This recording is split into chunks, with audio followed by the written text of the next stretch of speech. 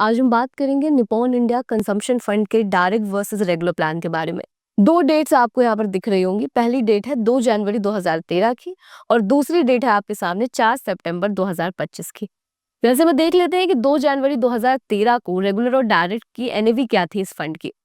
तो यहाँ पर रेगुलर की एनएवी थी 39.68 और डायरेक्ट की भी एनएवी सेम थी 39.68।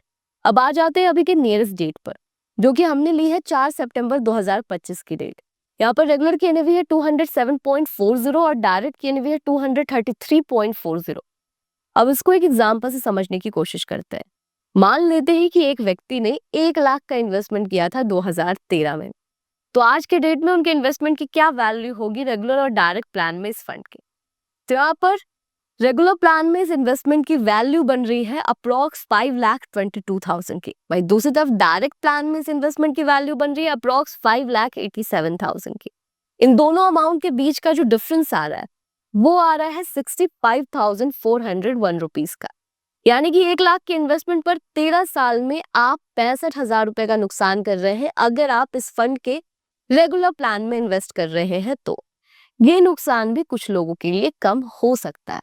उन्हें ये लग सकता है कि अगर मेरे इतने पैसे जा भी रहे हैं तो मैंने यहाँ पर 1 लाख का 5,22,000 रुपए बनाया भी तो है।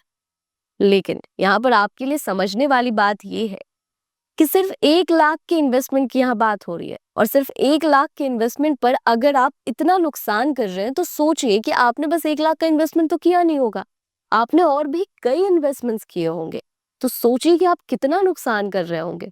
अपने अगले कैलकुलेटर से हम यही समझेंगे कि म्यूचुअल फंड के इन्वेस्टमेंट्स पर हिडन कमीशन के कारण और जानकारी की कमी के कारण कितना ज्यादा नुकसान आप कर देते हैं।